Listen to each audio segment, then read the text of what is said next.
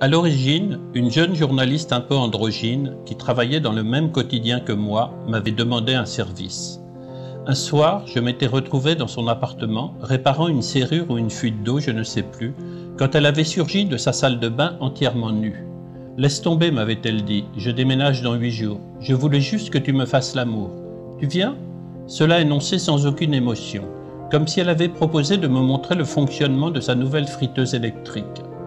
Elle m'avait entraîné dans sa chambre, s'était allongée à plat ventre sur son lit, m'offrant ses fesses, et m'avait demandé de la pénétrer par derrière. Encule-moi, j'en ai très envie.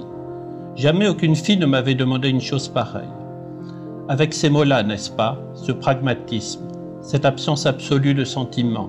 Encule-moi, j'en ai très envie. J'avais dû rester un instant stupéfait, parce que je me souviens qu'elle s'était impatientée. Qu'est-ce que tu fais? Tu viens? Puis le désir l'avait emporté sur la sidération, et je l'avais pénétré.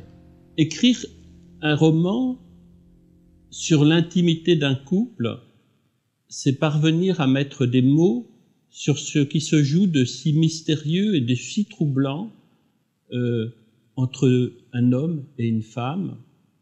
Et c'est très fort parce qu'en fait, quand on regarde en arrière, on s'aperçoit qu'après peut-être 20 années de vie commune, en fait, à aucun moment, on a essayé ensemble de dire ce qui se jouait, comme s'il y avait un excès de pudeur ou que c'était si compliqué à exprimer qu'on s'en sortait en n'en disant jamais rien.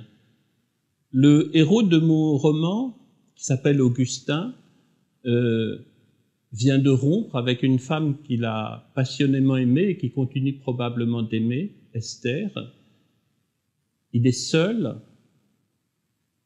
et il décide en fait de revisiter ce qui s'est joué pendant ces 20 années. Et donc il y a cette première rencontre fulgurante entre une femme et un homme, et puis toute une histoire d'amour que je mets en mots dans ce roman de façon peut-être à détecter où se logent les malentendus, où se logent les non-dits. Il y a comme ça des années absolument merveilleuses où on a le sentiment,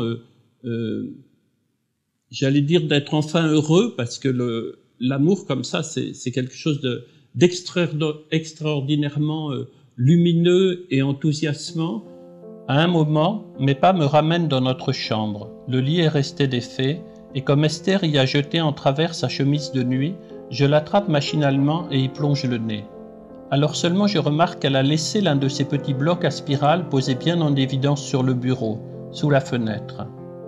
Je vois qu'elle a griffonné quelque chose dessus et je m'approche, souriant déjà, parce que je sais que c'est un mot d'amour qui m'est destiné, comme elle m'en laisse parfois à Villedieu, quand, entrant dans mon bureau pour me dire au revoir, elle ne m'y trouve pas. Écris bien, mon chéri. Ou hier soir, en m'endormant, j'étais heureuse que tu sois là. Ou encore, je ne te dis pas assez combien je t'aime. Généralement signé d'un petit cœur. Mais quand je me rends compte que ce mot-là n'est pas pour moi, il est déjà trop tard. Je l'ai lu. Ce ne sont que 3 ou 4 lignes, de celles qu'une femme adresse à un homme après une nuit d'amour. 3 ou 4 lignes pleines de l'ivresse du corps de l'autre, du souvenir de son odeur, et le mot « odeur » est écrit, du souvenir de sa bouche, de ses mains, de son souffle. Je me rappelle cette sensation que j'ai eue que mon cœur s'était arrêté de battre, que j'étais un homme mort, foudroyé, tenant encore debout par les lois de l'inertie, mais que j'allais m'abattre d'une seconde à l'autre. Et puis je veux écrire ensuite sur le basculement très impressionnant, la façon dont, à un moment, toute cette relation qui était si forte va commencer à se déliter, et comment une relation amoureuse peut devenir, au fil des années ou des mois, vers la fin, pratiquement meurtrière. Si je voulais consacrer tout un roman à une relation amoureuse, c'est parce qu'on traverse tous des moments comme ça, et cette sidération vraiment qui nous prend, devant le côté destructeur d'une relation amoureuse, c'est-à-dire elle est aussi constructive dans les premières années qu'elle peut être destructrice et nous laisser en miettes vers la fin. Je ne peux pas envisager la vie sans toi, Esther. Essayons encore s'il te plaît. Alors elle avait eu l'air déconcertée, comme si je lui parlais de quelque chose de risible, et je l'avais entendu prononcer cette phrase qui avait mis un temps infini à cheminer dans mon cerveau avant d'être audible. « Mais je vais rencontrer quelqu'un !» Au milieu de la nuit, comme je ne dormais pas, j'avais enfin pris conscience de l'effet dévastateur d'une telle phrase. J'aurais tellement voulu qu'elle ne soit pas dite, mais elle l'avait été, et je savais qu'elle continuerait de creuser en moi jusqu'à ce que, petit à petit, le souvenir d'Esther s'estompe.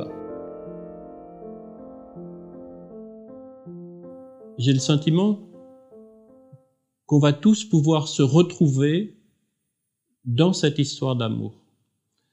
Et lorsque j'écrivais, je trouvais parfois si difficile